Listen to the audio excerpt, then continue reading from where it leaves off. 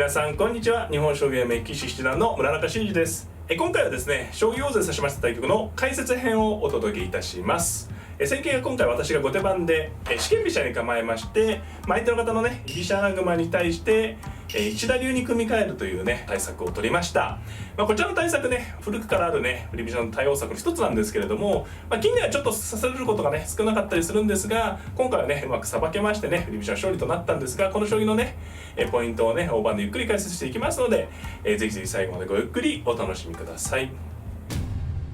対局の方を振り返っていきたいと思います。本局私は後手番ですのでね、戦後逆の形になりますけれども、反対から見るという形でね皆さんも楽しんでいただければなと思っております。相手の方は2六歩、3四歩、7六歩に、4四歩。今回ね私は振り四間飛車を目指しました。4八銀に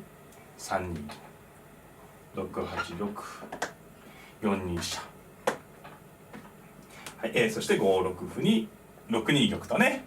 藤井システムと呼ばれるね居飛車の5シフトですと王様の移動は後回しになるんですけれども、本局は6二玉とシンプルにね王様を動かしました。で5七銀、7二銀、7八玉と、で7一玉。比較的美濃囲いもはっきりさせましたしね、振り飛車穴熊や違ったね形が早めに形を決めるね穏やかな形の序盤戦ですね。で先手の方はここで7七角と上がって持久戦を目指しました。いろいろな手が考えられるところですね。一例を挙げれば2五歩3三角から3六歩とついてね、6八銀上がるか7九金というね、エルモ囲いと呼ばれる形から急戦を攻める仕掛けるような順も居飛車側は考えられるところでしたが、本局はね7七角と上がりましてね、持久戦居飛車穴熊を目指すという将棋ですね。で7七角に対して5二金左、そして8八玉、9四歩、そして9六歩と受ける形もねあるところなんですけれども、先手の方はシンプルに9八香と穴熊を目指しました。さてね、振り飛車側は、美濃囲い、居飛車側が今9八香と上がったことで、穴熊の作戦を明示したところね、ここの辺りからね振り飛車側がどう指すかというんですけど、どう指すかというのはポイントなんですが、例えば6四歩とついて9九玉に7四歩とついて、7三桂と飛んでね、どんどん玉の形を良くしていくっていうのは一つの考え方です。で本局私はここで3三角と一回角を上がりまして、9九玉に対して4五歩と、このね3三角と一回角の紐をねつけないと角取られちゃうんで、3三角と一回上がってから4五歩とつく角交換を迫る形が今回の私の対居飛車穴熊の作戦となるわけですね。でこの4五歩に対してもし先手が角道を止めなければね、次7七角成と後手が取れると、手は損するんですけれども、この同桂という形がね、穴熊と非常に相性がいいというか、バランスが悪くなりますので、居飛車側としても角を交換して指すのは自分の方から変えるというのが一つ考えられますね。例えば3三角成、同銀8八銀といった感じでね、これも一局の将棋だとは思います。角を持ち合ってね互角の勝負だとは思うんですけれども、将来的に穴熊が例えばどんどん硬くなっていった時に、例えば偏ってくると角を持ってるとね、これはもう仮想図なんですけど3九角というようなね金銀のバランスが悪くなると角の打ち込む場所がね、出てくるので、角交換して指してね、将来的にその角を有効に使おうというのが振り飛車の考え方になります。で、本局は先手の方が6六歩とね止めて、これは一番プロの実戦でも部分的にはよくある手順で、やはり角交換をすると将来的にね角の打ち込みに気を使うので止めてしまう方が多いといえば多いですね。で6六歩に対して3五歩と。ちょっと角の頭をついてどういうことだという感じなんですが、8八銀に4四飛車ね、これがね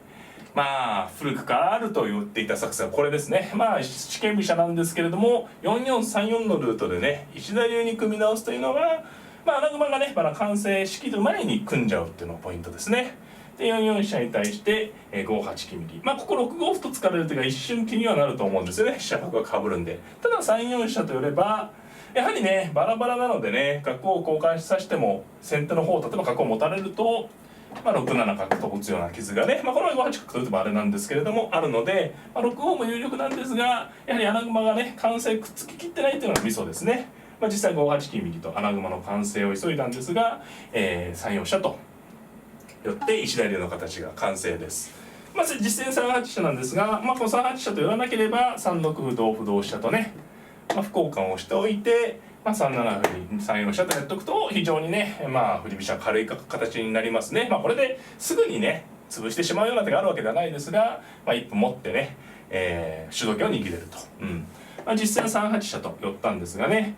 これで本譜でもなるんですけど、9五歩、3四飛車とね2四飛車とねこの手があるんですね。でこの手が実は部分的にはこれねもう千日手が後手の権利になってるんですね。これ次2六飛車と走られるとひどいんで、実際も3八2八飛車なんですけど、これで3四飛車と寄るとちょっと前のね4四から来た形と同じ格好なんでね、先手としては3筋の歩交換を許すか、実戦のように3八飛車と寄って千日手でならしょうがないと考えるかの2択になるわけですね。実際3八飛車と。繰り返したらもしかしたら千日手になったかもしれないですけどね、指し手もこの将棋せっかく皆様に見ていただいているのでね、千日手の権利があるということはあるんですけど、9五歩と変化しました。で1六歩1四歩で7九金4三銀、この辺りはね、一回飛車が小康状態、千日手の筋はありますけれどもすぐに動く手があるわけではないのでお互いに陣形の整備ですね。で4三銀に対して6七金と上がって5四銀と。さあここら辺まではね組み上がって、どちらがね優勢っていうのはほぼ互角の将棋ではあると思うんですよね。ただ振り飛車側は銀冠とか高めのといったね端攻めを狙うような将棋ではないんですけれども、その分飛車角の働きが非常にいいですよね。先手の飛車がこの飛車と飛車の働きのね差を見れば明らかに受け一方の飛車になってますし、いつでも2四飛車から千日手にする狙いもあると。先手の方も飛車はちょっと使いにくいですけれども穴熊に組めてるというのは利点なので、どちらを持ちたいかはね正直言えば好みもあると思います。居飛車側を持ってやっぱ穴熊硬いよっていうね考え方もあるのでね。ただ振り飛車が好きな方はどうですかね、石田流っていう非常に理想形の一つに組めて飛車角がさばきやすいんでね、この辺まで組めると思うのでぜひこの戦法ねおすすめということですね。で実際これは4六歩で戦いになっていきます。同歩同銀にいろいろ手がありますけどね4五歩と抑えました。5五銀って出てくれば、同銀同歩に4六歩といったような反撃ですかね。そんなにね穴熊硬いといってもむちゃくちゃにやられちゃうって感じじゃないですね。飛車寄れば飛車寄ったりしてね、結構ね歩成りが受けにくい、あるいはどっかで2四飛車という形もあるんでね。実戦は、自重しましたね相手の方ね。ここで、銀を下がりまして5七銀と。で5七銀に対して8二玉と入場しました。ここからね居飛車は穴熊側の方から見ると穴熊が完成したんでねどっからか手を作らないといけないんですね。先手番ですしね、待っていれば千日手になるかもしれませんけどね、そういった時にやはりこっちの方で後継を作っておくというのが、結構生きてくるんですよね。どっから手を作るか難しいと。実際8六角とね、飛車が今睨み合いなので角を自由に使おうということですね。8六角。その時に4四角、8四歩という手は考えられましたね。これは何かの時に角を追っ払う手を狙いつつ、8三銀から7二金と上がってね駒組みを進展させる。実戦は4四角は、より攻撃的な手で、次ね本局見られる3三桂と飛べると非常にいい形になるんですね。で4四角に対して4六、これは非常に機敏な一手でしたね。桂馬を飛ばれる一手前に歩を打つということで、この歩に対して同歩同銀、4五歩と打ってね、下がってくれれば同じなんですけれども、この場合は5五歩という手がありますかね。で、先ほどはね4六歩5四歩の時に先ほどの形ですとこういう形だったので歩が慣れてね振り飛車成功だったんですけど、この場合は角の位置が微妙に違うので歩を成った時に4五銀と、打つ手が一応あるわけですね。これも難しい戦いだと思うんですけどね、攻めが続くというのが相手の方の狙いです。ですので、角が上がっていることによってね当たりが強くなっているというのを咎めているということですね。で4六に対して3三桂と桂馬の応援を送ります。4五歩ですね、同銀。なかなか居飛車側もね思うようには駒がなかなかさばけないですね。飛車を使うと3六歩があるのでね。で同銀に対して5五歩とね、これはひねった手ですね。4六歩と打っても銀を引かれて結局なかなか駒が前に進まないのでね、ちょっと4五歩は5五歩は犠牲にしながらね、次に4六歩と打てれば大成功と。まず私のは同角と自然に応じまして、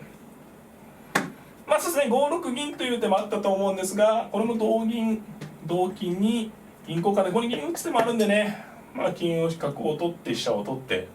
まあね銀を打たないで一回ぶつけてね、まあ受けてくれば銀を打つし、同角なら同飛車とさばいていくような順もありますかね。いずれにしろ振り飛車も戦えると思います。はい、実戦はですね5五、同角に対して、4六と打ったんですね。ちょっと苦労してる感じですよね、やはりね居飛車側が、同銀に5六銀と上がったんですが、4四角と引いてね、まあこの時に一歩あると4五歩でしびれちゃうんですけどね、歩切れなので、なかなかこう居飛車も大変ですね。まあ角を引く手もあったと思うんですけどね、角を引くと4五歩とつないで、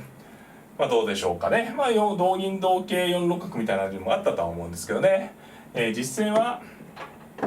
4四角に対して4八飛車とね飛車を寄ってきました。そして4七歩と打って、まあこれは同銀ですね。同銀同銀成